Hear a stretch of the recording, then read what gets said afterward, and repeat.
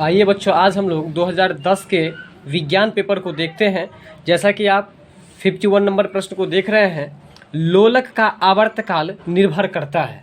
लोलक के बारे में तो आपको पहले से ही पता होगा। लोलक मतलब ये आपको जैसे कि घड़ी में जो पेंडुलम होती है, उस पेंडुलम को हम लोग हिंदी में लोलक कहते हैं। ठीक है, पेंडुलम को क्या कहते हैं? लोलक कहते हैं।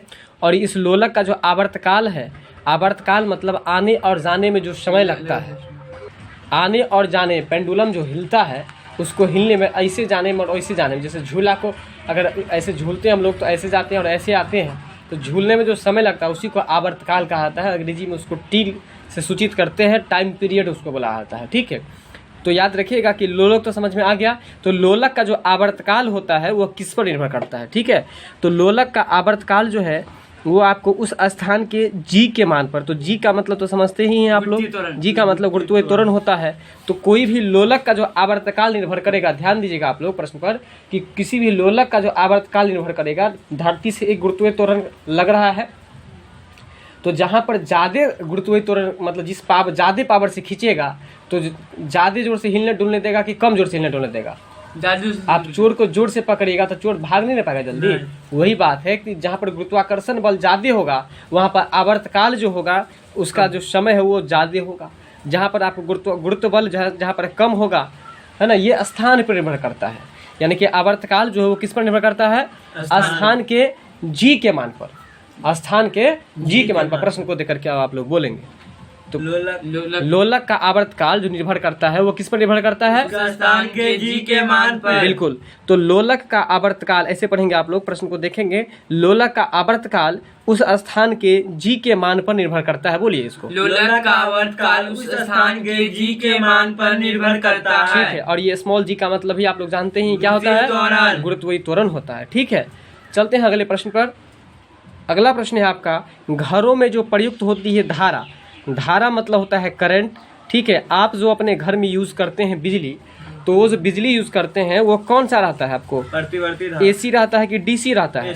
देखिए एसी रहता है, और एसी को हम लोग अंग्रेजी में अल्टरनेटिंग करंट कहते हैं, और डीसी को हम लोग डायरेक्ट करंट कहते हैं। और ये जहाँ दिष्ट धारा जो है, दिष्ट धारा आपको डायरेक्ट करंट का ही हिंदी है, और अल्टरनेटिंग करंट का हिंदी क्या होता है? प्रत्यावर्ती धारा। याद रखिएगा कि हम लोग घरों में बिजली को चालू कर देते हैं और पर रहते हैं, पर रहते हैं मतलब सो जाते हैं, तो पर रहते हैं, पढ़ जाते हैं, पर रहते हैं, तो पर से याद रख लीजिएगा प्रत्यावर्ती धारा। अगर अंग्रेजी में रहे, ये हिंदी में रहे तो अंग्रेजी में रहे, एसी डीसी रहे तो याद रखिए एसी हम लोग कहाँ चलाते हैं? घरों में चलाते हैं ना, इसलिए घरों में प्रयुक्त धारा कौन सा होगा? अंग्रेजी में कहे तो प्रतिवर्ती धारा, अंग्रेजी में कहे तो एसी, और हिंदी में कहे तो प्रत्यावर्ती धारा। बात समझ में आया कि नहीं आया?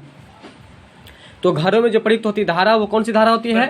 प्रत्यावर्ती धारा। हम ट्रिक क्या बताया कि घर में हम लोग परे रहते हैं, इसलिए घरों में कौन सा धारा का यूज किया जाता है? प्रत्यावर्ती धारा का। और घरों में अगर धारा की बात करें अंग्रेजी में पूछे तो इसका आंसर क्या हो जाएगा? एसी। एसी, एसी का फुल फॉर्म क्या होता है? अल्टरनेटिंग करंट होता है। क्या होता है? अल्टरनेटिंग करंट होता है। अगला प्रश्न है आपका, पूर्ण आंतरिक परावर्तन के बारे में पहले भी आपको चर्चा किए थे। पूर्ण परावर्तन उस समय होता है जब प्रकाश क्रांति कोण से कम कोण पर हो। अब इस लाइन को आपको याद रखना पड़ेगा, इसमें कोई कॉन्सेप्ट की चीज़ नहीं है। ठीक है, तो पूर्ण परावर्तन उस समय होता है जब प्रकाश एक माध्यम से दूसरे माध्यम में जाता है। ठीक है, क्रांति कोण से कम कोण पर। ठीक है, क्रांति के कोण से कम कोण पर। क्या है? क्रांति कोण से कम कोण पर। यानी कि पूर्ण परावर्तन उस समय होता है जब प्रकाश एक माध्यम से दूसरे माध्यम में जाता है। यहाँ पर दो प्रश्न बन रहा है। एक बन रहा है कि पूर्ण परावर्तन कब होता है? पूर्ण परावर्तन कब होता है? तो आप कहेंगे, यहाँ तक आप बात समझ गए होंगे। तो पूर्ण परावर्तन उस समय होता है, यहाँ पर दो प्रश्न हम लोग सीखेंगे कि पूर्ण परावर्तन कब होता है। ठीक है, तो पूर्ण परावर्तन उस समय होता है जब, अपने प्रश्न को देखेंगे, जब प्रकाश एक माध्यम से दूसरे माध्यम में जाता है। देखिए उस पर देख करके बोलिए, इसको रिपीट कीजिए, रिपीट नहीं कीजिएगा नहीं होगा, हमको रिपीट करने से कोई फायदा नहीं है। जब प्रकाश एक माध्यम से दूसरे माध्यम में जाता है। अब ऐसे बोलिए, जब प्रकाश एक माध्यम से दूसरे माध्यम में जाता है तो पूर्ण परावर्तन होता है। बोलिए, जब प्रकाश एक माध्यम से दूसरे माध्यम में जाता है तो पूर्ण प्रकाश होता है। बात कुछ समझ में आया यहाँ तक? समझे कि नहीं समझे? चलिए अब चलते हैं अगले प्रश्न पर। अब यहाँ पर ऑप्शन डी में जो बता रहा है कि क्रांति कोण से कम कोण पर, यानी कि आपको जब प्रकाश एक माध्यम से दूसरे माध्यम में जाता है, एक यहाँ पर ये आंसर निकल रहा है। दूसरा है कि क्रांतिक कोण जो है, क्रांतिक कोण से कम कोण पर अगर होगा तो ही आपको पुनः परावर्तन होगा। बोलिएगा ऑप्शन देख करके, ऑप्शन देखिए, क्रांतिक कोण से कम कोण पर, क्रांतिक कोण से कम कोण पर, बोलिए क्रांतिक कोण से कम कोण पर, यानी कि जब आपको प्रकाश एक माध्यम से दूसरे माध्यम में जाता है और क्रांतिक कोण से कम कोण पर जब रहेगा, इसके बाद ही पुनः परावर्तन होगा। चलते हैं अगले प्रश्न पर। चलिए अगला प्रश्न है, किसी धातु का विशिष्ट प्रतिरोध 44 × 10⁻⁸ है, ओम मीटर है। तो बताइए ओम मीटर किसका मात्रक है? प्रतिरोधकता का। बिल्कुल सही बताए। आगे है कि इस धातु के 1 मीटर लंबे और 1 मीटर व्यास वाले तार का प्रतिरोध क्या होगा? प्रतिरोध को अंग्रेजी में रेसिस्टेंस कहते हैं, और व्यास जो है, व्यास को हम क्या चीज से दर्शाते हैं? डी से। क्या चीज दर्शाते हैं? डी से। तो कहता है किसी धातु की विशिष्ट ऊष्मा इतनी है और ओम मीटर है, तो ओम मीटर से हम लोग सीखे प्रतिरोधकता का मात्रक ओम मीटर होता है। तो बताइए प्रतिरोध का मात्रक क्या होता है? ओम होता है। ठीक है, इसलिए प्रतिरोध पूछ रहा था तो प्रतिरोध के अंत में लगा दिया ओम। बात समझ में आ रहा है कि नहीं? तो यहाँ हम लोग ये न्यूमेरिकल है, इसको हम लोग अभी इग्नोर करके चलेंगे, और यहाँ दो बातें को सीखे हम लोग कि प्रतिरोधकता का मात्रक आपको ओम मीटर होता है और प्रतिरोध का मात्रक ओम होता है। ठीक है, अब जो आपका अगला प्रश्न है, किसी घर में प्रतिदिन 60 वाट की ट्यूब 4 घंटे जलती है, 100 वाट के 3 बल्ब 5 घंटे जलते हैं, तो उस घर में प्रतिदिन व्यय जो होगा, व्यय मतलब खर्च, विद्युत ऊर्जा है लगभग कितना है? किलोवाट घंटा। तो बताइए किलोवाट घंटा यानी कि KWH, किलोवाट घंटा मतलब KWH, ये जो है आपको किलोवाट घंटा जो है, ये व्यापारिक विद्युत ऊर्जा का मात्रक होता है। व्यापारिक विद्युत ऊर्जा का मात्रक होता है। ठीक है, आप अपने अपने घर में जाइए, मीटर जो लगी हुई होगी उस मीटर पर देखिएगा आपको लिखा रहता है KWH। तो वह एक सरकार हम लोग उसे व्यापारी का काम कर रहा है ना, बिजली बेच रहा है, हम लोग उसको खरीद रहे हैं, तो वो नापता है जो है विद्युत ऊर्जा को, व्यापारिक विद्युत ऊर्जा को, वो किस में नापता है? किलोवाट घंटा में, किलोवाट घंटा में, यानी कि KWH। ठीक है, तो याद रखिएगा आप लोग कि विद्युत ऊर्जा का जो व्यापारिक मात्रक होता है क्या होता है? KWH होता है। ठीक है, ये भी न्यूमेरिकल है, इसको भी हम लोग अभी छोड़ के चलते हैं अगले प्रश्न पर। अगला प्रश्न है आपका, दोपहर के समय सूर्य से आने वाली किरणें से अधिक गर्मी निकलती है। देखिए बिल्कुल, दोपहर में आपको सूर्य से जो आने वाली किरण होती है, इससे हमको अधिक गर्मी महसूस होती है। क्यों? क्योंकि किरणों को वायुमंडल में कम दूरी तय करनी पड़ती है। किरण को, है ना, आपको वायुमंडल में कम दूरी तय करनी पड़ती है, जिससे ऊष्मा का अवशोषण कम होता है, जिससे ऊष्मा का अंग्रेजी होता है हीट। ठीक है, क्या होता है? हीट मतलब ताप, जिसको कह सकते हैं। ऊष्मा का अवशोषण जब कम होगा तो आपको गर्मी अधिक लगेगा। ध्यान से सुन लीजिए, प्रश्न है कि दोपहर के समय में सूर्य से आने वाली जो किरण होती है, दोपहर के समय, समझ में आ गया होगा, सोच लीजिए मन में, दोपहर का समय है, सूर्य से निकलने वाली जो किरण है, उस किरण से हम लोग को गर्मी अधिक लगती है। क्यों लगती है? क्योंकि वो जो किरण दोपहर में होती है वो वायुमंडल में कम दूरी तय करती है, और जब कम दूरी तय करती है जिसके कारण से ऊष्मा का अवशोषण कम हो पाता है, ऊष्मा का अवशोषण कम हो पाता है, और जिसके कारण से ही आपको दोपहर के समय हमको गर्मी अधिक महसूस होती है। एक बार फिर से सुन लीजिए, दोपहर के समय सूरज की किरणों से लगने वाली जो हमको गर्मी होती है बहुत ज़्यादा महसूस होती है। क्यों? क्योंकि दोपहर के समय में वो जो सूरज की किरणें होती है वायुमंडल में आपको बहुत कम दूरी तय करती है, जिसके कारण से ऊष्मा का अवशोषण कम होता है, और उस कारण से ही आपको जो है हम लोग को गर्मी बहुत ज़्यादा लगता है। बात समझ में आया कि नहीं आया? अवशोषण का अंग्रेजी क्या होता है बताइए तो आप लोग? अवशोषण अभिक्रिया पढ़े होंगे, ऊष्माक्षेपी, ऊष्माशोषी। अवशोषण का अंग्रेजी होता है एब्जॉर्ब। क्या होता है? एब्जॉर्ब। चलिए चलते हैं अगले प्रश्न पर हम लोग। एक चुंबकीय क्षेत्र में उसकी दिशा के समानांतर एक इलेक्ट्रॉन गति कर रहा है। एक चुंबकीय क्षेत्र में, प्रश्न पर ध्यान दे रहे हैं ना? एक चुंबकीय क्षेत्र में उसकी दिशा के समांतर एक इलेक्ट्रॉन गति कर रहा है। इलेक्ट्रॉन पर आपको कोई बल नहीं लगेगा। ये जो प्रश्न है इसको याद रखना पड़ेगा, तो इसको आप लोग पढ़ेंगे। एक चुंबकीय क्षेत्र में उसकी दिशा के समांतर एक इलेक्ट्रॉन गति कर रहा है। ठीक है, तो इस लाइन को पुनः फिर से आप लोग पढ़िए, 2-4 बार पढ़िए। एक चुंबकीय क्षेत्र में उसकी दिशा के समांतर एक इलेक्ट्रॉन गति कर रहा है। देखिए अब इसको ऐसे समझिए, इसको जरा समझिए आप लोग। एक चुंबकीय क्षेत्र में, ठीक है, चुंबकीय क्षेत्र समझते हैं ना आप लोग, विद्युत मोटर का, विद्युत जनित्र का आप लोग फिगर बनाए होंगे, और उसमें जो आपको जो है सो ये जहाँ पर कुंडली लगी होती है वहाँ कुंडली जो नाचता है किसके कारण से? चुंबकीय क्षेत्र के कारण से। ठीक है, तो चुंबकीय क्षेत्र में उसकी दिशा के समांतर एक इलेक्ट्रॉन यदि गति कर रहा होता है, और आपको तो इलेक्ट्रॉन के बारे में पता ही है कि इलेक्ट्रॉन चारों ओर नाभिक के चारों ओर चक्कर लगाता है, तो वही बात कर रहा है कि एक चुंबकीय क्षेत्र में उसकी दिशा के समांतर एक इलेक्ट्रॉन गति कर रहा है, तो इलेक्ट्रॉन पर कौन सा बल लगेगा?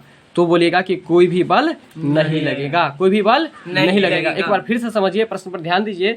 एक चुंबकीय क्षेत्र में इसके दिशा के समांतर एक इलेक्ट्रॉन क्या कर रहा है? गति कर रहा है, तो इलेक्ट्रॉन पर कौन सा बल लगेगा? कोई बल नहीं लगेगा, कोई भी बल नहीं लगेगा। प्रश्न के साथ आंसर एक बार फटाफट से बोलिए। एक चुंबकीय क्षेत्र में उसकी दिशा के समांतर एक इलेक्ट्रॉन गति कर रहा है, इलेक्ट्रॉन पर कोई बल नहीं लगेगा, तो इलेक्ट्रॉन पर कोई भी बल नहीं लगेगा।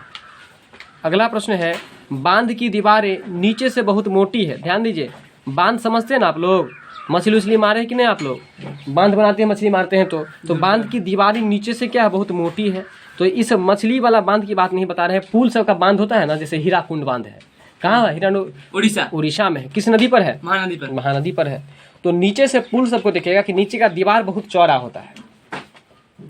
ठीक है, तो बांध की दीवार नीचे से बहुत मोटी होती है। क्यों होती है ऐसा? बताइए, ऐसा क्यों होता है? क्योंकि नदी की तली में जब जल का दाब अधिक होगा तो उसको हिला नहीं सकेगा, इस वजह से बांध की दीवार मोटी होती है। एक बार प्रश्न फिर से समझिए, आपको बिल्कुल याद हो जाएगा। प्रश्न पर ध्यान दीजिए। आप एक बात बताइए पहले कि घर जो आप बनाते हैं तो आप नींव को ज़्यादा मजबूत देते हैं, और इसीलिए 2-4 इंची का आप दीवार टाइप पर बनाते हैं। वही जब ऊपर चढ़ते हैं हम लोग दीवार बनाते हैं तो केवल 5 इंची का भी दीवार दे देते हैं। नहीं समझे मेरा बात? 1 ईंट का भी दीवार बना देते हैं, नींव के बाद ऊपर वाला जो भाग होता है उसको 1 ईंट का भी हम लोग दीवार बना देते हैं। लेकिन नींव जो बनाते हैं, नींव जिसको कहते हैं, क्या उसमें 1 ईंट का दीवार बनाते हैं? नहीं, उसमें कम से कम ज़्यादा से ज़्यादा हम लोग उसमें देते हैं, ज़्यादा से ज़्यादा रॉड देते हैं, ज़्यादा से ज़्यादा छड़िया देते हैं, ज़्यादा से ज़्यादा ईंट देते हैं, चौड़ा से चौड़ा रखते हैं। क्यों? क्योंकि नींव अगर मजबूत होगा तो घर को हिला नहीं पाएगा। तो उसी तरह से बांध की जो दीवार होती है मोटी क्यों होती है? क्योंकि नदी का जो जल होगा उस जल का जो दाब अत्यधिक बढ़ेगा। जैसे कि नदी में उफान मारता है ना, तो उफान जो मारेगा, अगर दीवार पतला दुबला होगा बेचारा आपके जैसे, तो क्या होगा? दीवार को ही लेकर के चला जाएगा। इसलिए याद रखिए, बिल्कुल नॉर्मल क्वेश्चन था, एज यूजुअल इसको याद रख सकते हैं। बांध की दीवारें नीचे से बहुत मोटी होती है। क्यों? क्योंकि नदी के तली मतलब नीचे में जल का दाब क्या होता है? अधिक होता है। बात समझ रहे हैं कि नहीं?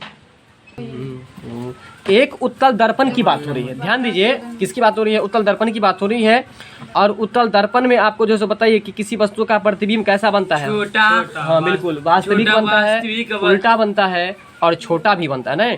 तो एक उत्तल दर्पण में 1/2 आवर्धन, 1/2 मतलब आधा, हाफ है ना, आवर्धन करता है, जबकि वस्तु दर्पण से 90 सेंटीमीटर दूरी पर है।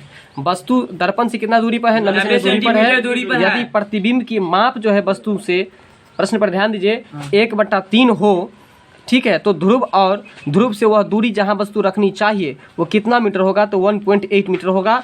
ठीक है, यहाँ पर कुछ विशेष बातों को जानेंगे, ये न्यूमेरिकल है, इसको छोड़ के आगे हम लोग बढ़ेंगे। तो समझ लीजिए सबसे पहले कि उत्तल दर्पण में बस प्रतिबिंब कैसा बनता है बता दीजिए। वास्तविक, उल्टा और छोटा बनता है। ठीक है, और इसके बाद ये जो आवर्धन है, आवर्धन को हम लोग m से सूचित करते हैं, एक ये याद रख लीजिए। ठीक है, बाकी आप जानेंगे अगले क्लास में। चलते हैं हम अगले प्रश्न पर। चलिए, एक द्रव्य के पृष्ठ तनाव, जो कि पृष्ठ तनाव लिख दिया है, गलत है, पृष्ठ तनाव का मान 0 होता है। कहता है कि एक द्रव्य के पृष्ठ तनाव का मान क्या होता है? 0 होता है इसके क्वथनांक पर, है ना। एक द्रव्य के पृष्ठ तनाव का मान क्या होता है? 0 होता है। तो इसके क्वथनांक पर एक द्रव्य के पृष्ठ तनाव का मान 0 होता है। कब होता है? इसके क्वथनांक पर। एक द्रव्य मतलब क्या होता है? पदार्थ होता है। और एक द्रव्य के पृष्ठ तनाव का मान 0 होता है तो इसके क्वथनांक पर होता है, इसके क्वथनांक पर होता है। ठीक है, तो उसको प्रश्न के साथ आंसर को 2-4 बार पढ़िए आप। एक द्रव्य के पृष्ठ पर तनाव का मान 0 होता है इसके क्वथनांक पर। एक द्रव्य के पृष्ठ पर तनाव का मान 0 होता है इसके क्वथनांक पर। एक द्रव्य के पृष्ठ पर तनाव 0 होता है। एक द्रव्य के पृष्ठ तनाव का मान 0 होता है कब? इसके क्वथनांक पर। ठीक है, अगला प्रश्न है, यांत्रिक तरंगों की चाल निर्भर करती है। यांत्रिक तरंगों की चाल जो है वो निर्भर करती है, तो किस पर निर्भर करती है? माध्यम की प्रत्यास्थता और घनत्व दोनों पर, ठीक है, माध्यम की प्रत्यास्थता और घनत्व दोनों पर, यानी कि यांत्रिक तरंगों की चाल जो है सो दो बातों पर निर्भर करती है, एक माध्यम की प्रत्यास्थता पर और दूसरा माध्यम के घनत्व पर। बताएंगे आप लोग यांत्रिक तरंगों की चाल किस पर निर्भर करती है? माध्यम की प्रत्यास्थता पर और घनत्व दोनों पर। माध्यम की प्रत्यास्थता पर और घनत्व, इस दोनों पर आपको निर्भर करती है। और क्या निर्भर करती है? तो यांत्रिक तरंगों की चाल, यांत्रिक तरंगों की चाल। यहाँ तक समझ में आ गया होगा। दो वस्तुओं के बीच ऊष्मा का प्रवाह निर्भर करता है, ध्यान दीजिए, दो वस्तुओं के बीच ऊष्मा का जो प्रवाह है वो आपको निर्भर करता है उनके तापांतर पे। ये भी प्रश्न आपको याद रखना पड़ेगा, प्रश्न को देख के रटिए, ठीक है। दो वस्तुओं के बीच ऊष्मा का प्रवाह निर्भर करता है, किस पर निर्भर करता है? दो वस्तुओं के बीच जो है आपको ऊष्मा का जो प्रवाह है वो निर्भर करता है उनके तापांतर पर। दो वस्तुओं के बीच ऊष्मा का प्रवाह निर्भर करता है किस पर? उनके तापांतर पर निर्भर करता है। दो वस्तुओं के बीच ऊष्मा का प्रवाह किस पर निर्भर करता है? तापांतर पर निर्भर करता है। प्रश्न को देख करके फिर से पढ़िए आप लोग। के बीच ऊष्मा का प्रवाह निर्भर करता है। ऐसे ऐसे प्रश्न पूछने का बहुत ज्यादा चांसेस रहता है और ऐसे ऐसे प्रश्न को रट के ही याद करना पड़ेगा आपको। तो रटिए, दो वस्तुओं के बीच ऊष्मा का प्रवाह निर्भर करता है उनके तापांतर पर। दो वस्तुओं के बीच ऊष्मा का प्रवाह निर्भर करता है उसके तापांतर पर। के बीच ऊष्मा का प्रवाह निर्भर करता है उसके तापांतर पर। चलिए, तो बताइए ताप का मात्रा क्या होता है? केल्विन होता है। क्या होता है? केल्विन। चलिए अगला है 100 डिग्री सी का मतलब सेल्सियस। 100 डिग्री सेल्सियस ताप वाली 50 ग्राम भाप जमकर 80 डिग्री सेल्सियस पर जल बनाती है। इस दी हुई उष्मा से 5 डिग्री सेल्सियस वाले किगरा जल का ताप बढ़ जाएगा। तो कितना बढ़ जाएगा? 32.8 डिग्री सेल्सियस बढ़ जाएगा। ये नोमेरिकल है, इग्नोर करके हम लोग अगले प्रश्न पर चलते हैं। अगला प्रश्न है 0 डिग्री सेल्सियस की 50 ग्राम बर्फ, ठीक है, बर्फ 20 डिग्री सेल्सियस के 50 ग्राम जल में मिला दी जाती है, तो मिश्रण को थोड़ा सा हिला दिया जाता है। मिश्रण का ताप जो होगा वो कितना होगा? 0 डिग्री सेल्सियस, ठीक है, नोमेरिकल टाइप है। इस जितना भी नोमेरिकल टाइप प्रश्न बता रहे हैं सबको परीक्षा से पहले, यानी कि जैसे अभी अगर 18 तारीख को आपका एग्जाम है तो घर पे जब भी आप लोग कुछ याद करते हैं तो इसको 2 बार 3 बार पढ़ लीजिए केवल, बाकी याद इसको नहीं करना है। बात समझ रहे हैं कि नहीं? तो बताइए कि बर्फ जो बनता है वो कितना डिग्री पर बनता है? 0। बिल्कुल याद रखिएगा, बर्फ जो बनता है 0 डिग्री सेल्सियस पर, और कोई भी वस्तु जो उबलता है वो कितना डिग्री पर? 100 डिग्री सेल्सियस पर। वहीं अगर पर्वत पर अगर बात करें तो पर्वत पर कोई भी वस्तु 100 डिग्री से कम टेम्परेचर पर ही उबलने लगता है। अब आपका अगला प्रश्न है, रेल की पटरियों के उत्तरोत्तर खंडों के बीच जगह छोड़ दी जाती है। अच्छा प्रश्न है कि रेल के पटरी के बीच में कुछ जगह छोड़ दिए जाते हैं। जैसे मान के चलिए कि ये आपको देखिए रेल का पटरी है और यहाँ पर बीच में ये जगह है ना, तो ये जगह जो छोड़ दी जाती है, क्यों छोड़ी जाती है बताइए? यह जगह इसलिए छोड़ी जाती है कि इससे पटरियों का ऊष्मीय प्रसार के लिए स्थान मिल जाता है। कहने का मतलब वो जो रेल की पटरी है गर्मी में, है ना, जब टेम्परेचर बढ़ता है तो लोहा जो है आपको मुलायम होता है। लोहा मुलायम होता है कि नहीं? मुलायम होता है ना। अगर आप उसको आग में रखते तो लोहा मुलायम हो जाता है कि नहीं हो जाता है? वही बात है कि जब कहता है कि लोहा मुलायम हो जाए तो उस परिस्थिति में उसको फैलने के लिए जगह चाहिए होता है, इसलिए जो है सो ट्रेन के पटरियों के बीच में जगह छोड़ दिया जाता है। तो बताइए रेल के पटरियों के उत्तरोत्तर खंडों के बीच जगह क्यों छोड़ी जाती है? क्योंकि पटरियों की ऊष्मीय प्रसार के लिए स्थान मिल जाता है। ऊष्मीय प्रसार के लिए स्थान मिल जाता है। बात समझ में आ रहा है कि नहीं आ रहा है? चलिए अगला प्रश्न है आपका पानी का। ये इतना महत्वपूर्ण प्रश्न है, इसको तो अभिव्यय कर लीजिए, बच्चे कन्फ्यूजन में बहुत ज़्यादा पड़ जाते हैं। पानी का घनत्व अधिक कब होगा? देखिए पानी का घनत्व अधिक कब होगा? यदि उसका तापमान 4 डिग्री सेल्सियस हो। यहाँ तो फंसने वाला बात नहीं है, कभी कभी करता क्या है, ये वाला हमको याद था। ये प्रश्न एक बार पुनः देखिए, स्क्रीन पर यहाँ आ सका था। पानी का घनत्व अधिक होगा यदि उसका ताप 4 डिग्री सेल्सियस होगा। कहने का मतलब ये है कि इस प्रश्न में आपको कभी कभी क्या करता है कि ये 4 डिग्री सेल्सियस दे दिया है प्लस में, और कभी कभी माइनस में भी दे देता है। बच्चा क्या करता है, फंस जाता है। तो फंसने की बात नहीं है, याद रखिए प्लस वाला जो होगा 4 डिग्री सेल्सियस उसको हम लोग लेकर के चलेंगे। तो पानी का घनत्व जो है सो अधिक कब होगा बताइए? यदि उसका ताप जो है सो 4 डिग्री सेल्सियस प्लस में होगा तब। 4 डिग्री सेल्सियस पर जो है सो पानी का घनत्व अधिकतम होता है, याद रखिएगा। प्लस में कि माइनस में? प्लस में। अगला प्रश्न है 0.535 ग्राम शुद्ध नौशादर चूने के साथ क्रिया करके एनटीपी पर कितने आयतन अमोनिया देगा? तो 224 मिलीग्राम, ठीक है, कितना देगा? मिलीग्राम। मिलीग्राम। तो ये भी प्रश्न न्यूमेरिकल है, इसको छोड़ के हम लोग चलते हैं अगले प्रश्न पर। अब जो आपका अगला प्रश्न है, सुहागा का रासायनिक नाम क्या है? देखिए, सुहागा को अंग्रेजी में बोरेक्स कहते हैं। क्या कहते हैं? बोरेक्स कहते हैं। तो सुहागा का रासायनिक नाम सोडियम टेट्रा बोरेक्स। देखिए इसमें बोरेक्स लगा हुआ है, हाँ, लगा हुआ है। इसलिए आपको पहले बता दिए सोडियम टेट्रा बोरेक्स। अगर ज्यादा बात नहीं याद रखे तो केवल बोरेक्स को याद रखिए। बात समझ में आ रहा कि नहीं जी।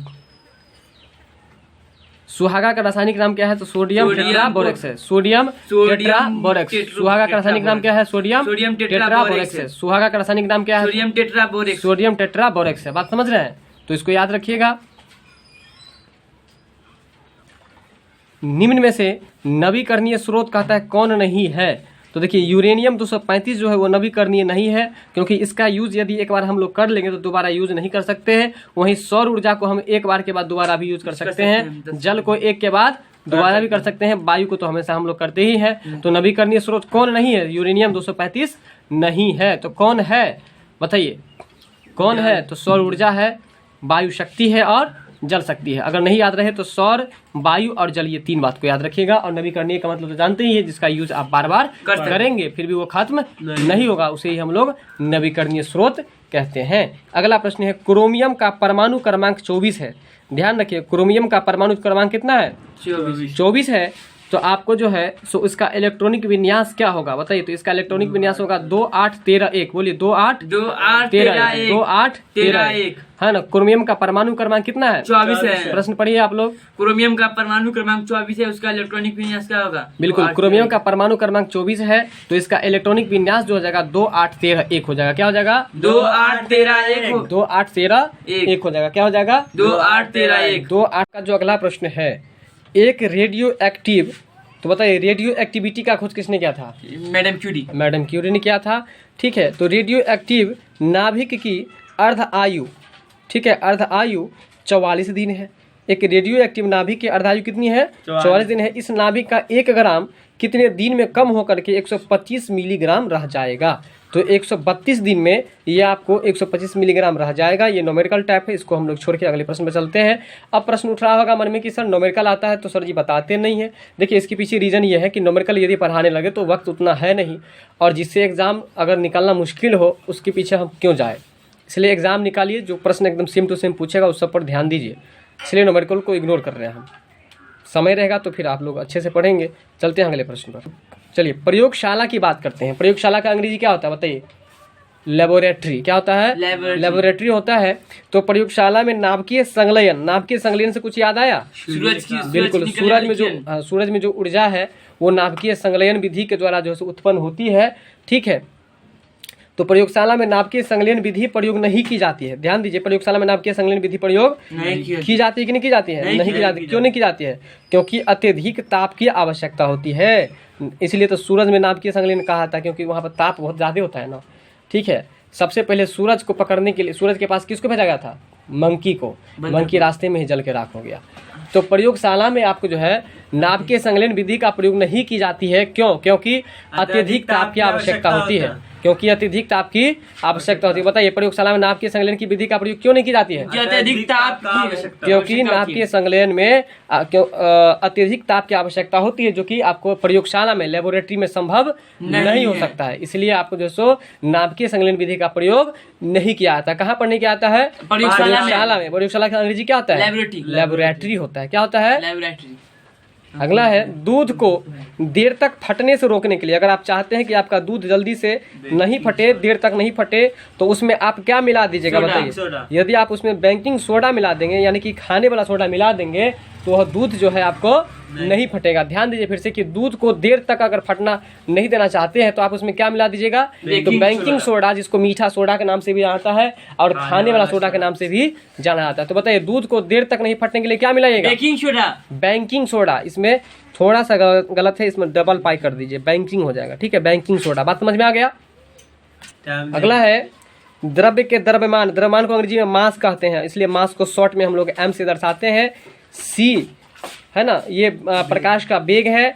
और ऊर्जा में संबंध है। तो देखिए यहाँ पर इस चीज को याद रखिएगा, E बराबर mc² जो है आपको ये सही है, और यहाँ E² mc दिया है, E बराबर m² c है, तो ये सब गलत है, याद रखिएगा। E बराबर mc² बिल्कुल सही है। और आपसे पूछ दे कि आइंस्टीन के द्वारा कौन सा समीकरण दिया गया था, E बराबर mc, या ऐसे क्वेश्चन पूछ दे कि E बराबर mc² जो है वो किनके द्वारा दिया गया, आइंस्टीन साहब के द्वारा दिया गया। ठीक है, अगला प्रश्न है, निम्न अभिक्रियाओं में रासायनिक अभिक्रिया कौन है। देखिए रासायनिक अभिक्रिया जो है हाइड्रोजन का जलना, हाइड्रोजन का संकेत क्या होता है, H2 होता है।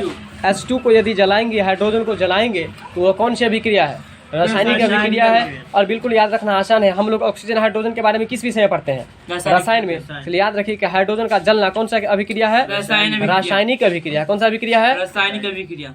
अब जो आपका अगला प्रश्न है, जल की अस्थायी कठोरता का कारण क्या है। देखिए जल की अस्थायी कठोरता का कारण है कैल्शियम और मैग्नीशियम। क्या है, कैल्शियम और मैग्नीशियम के क्लोराइड और सल्फेट, यानी कि जल के अस्थायी कठोरता का कारण है कैल्शियम क्लोराइड और मैग्नीशियम सल्फेट। बताइएगा, कैल्शियम क्लोराइड और मैग्नीशियम सल्फेट। फिर से बताइए, जल की अस्थायी कठोरता का कारण क्या है, कैल्शियम क्लोराइड और मैग्नीशियम। देखिए कौन से कैल्शियम कौन से क्लोराइड, तो कैल्शियम क्लोराइड से जोड़ दीजिए, मैग्नीशियम को सल्फेट से जोड़ दीजिए। बात समझ रहे कि नहीं। इसलिए जल की अस्थायी कठोरता का क्या कारण है, कैल्शियम और मैग्नीशियम, है ना, कैल्शियम क्लोराइड और मैग्नीशियम सल्फेट। बात कुछ समझ में यहाँ तक आया कि नहीं।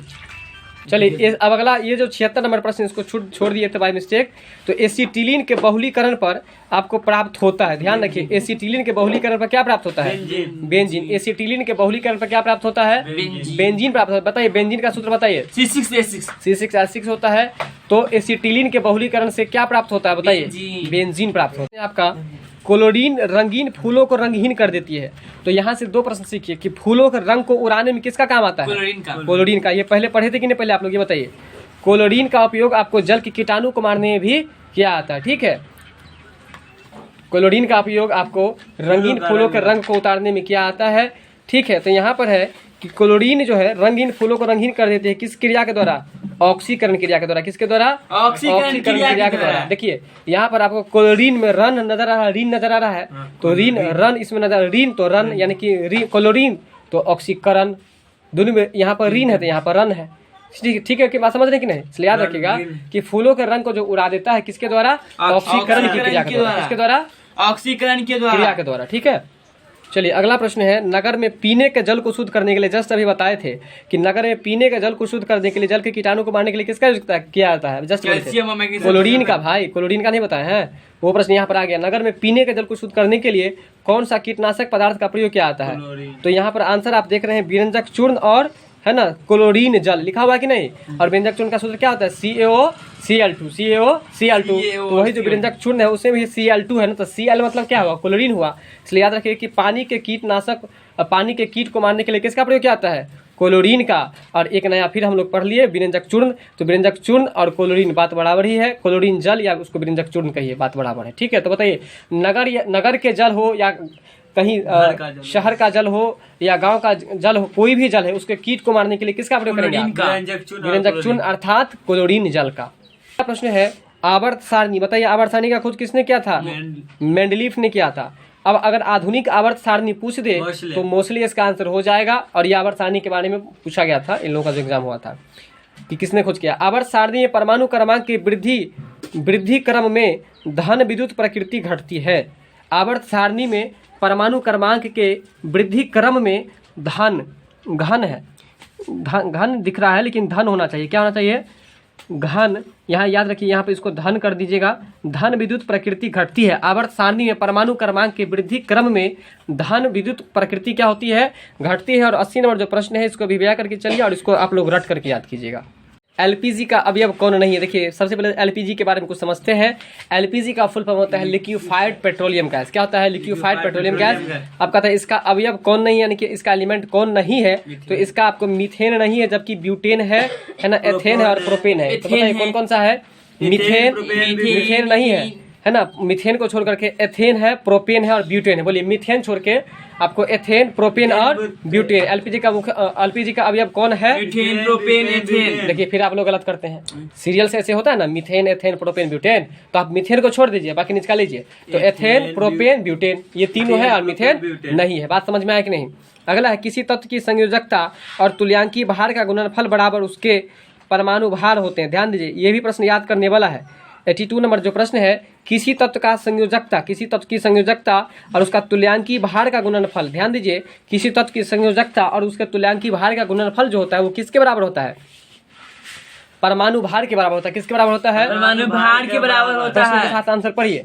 किसी तत्व की संयोजकता और तुल्यांकी भार का गुणनफल बराबर होता है उसके परमाणु भार के। परमाणु भार के बराबर होता है। किसी तत्व की संयोजकता और तुल्यांकी भार का गुणनफल जो होता है आपको वो किसके बराबर होता है? तो परमाणु भार के बराबर। एक बार पुनः फिर से प्रश्न पढ़िए। किसी तत्व की संयोजकता व तुल्यांकी भार का गुणनफल बराबर होता है उसके परमाणु भार के। परमाणु भार बराबर जो हो जाएगा वो क्या हो जाएगा बताइए? तत्व की संयोजकता तुल्यांकी भार, तत्व की संयोजकता गुने तुल्यांकी भार। बात समझ में, क्योंकि यहाँ गुणनफल दे रहा है ना, तो परमाणु भार बराबर क्या हो जाएगा? तत्व की संयोजकता गुने तुल्यांकी भार। फिर से पढ़िए, परमाणु भार बराबर क्या होगा? तत्व की संयोजकता गुने तुल्यांकी भार। बात समझ गए?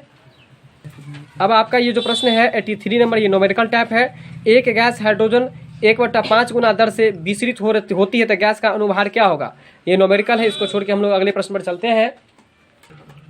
यौगिक CH3OH, ध्यान दीजिए, CH3OH ये पीछे क्लास में आया था।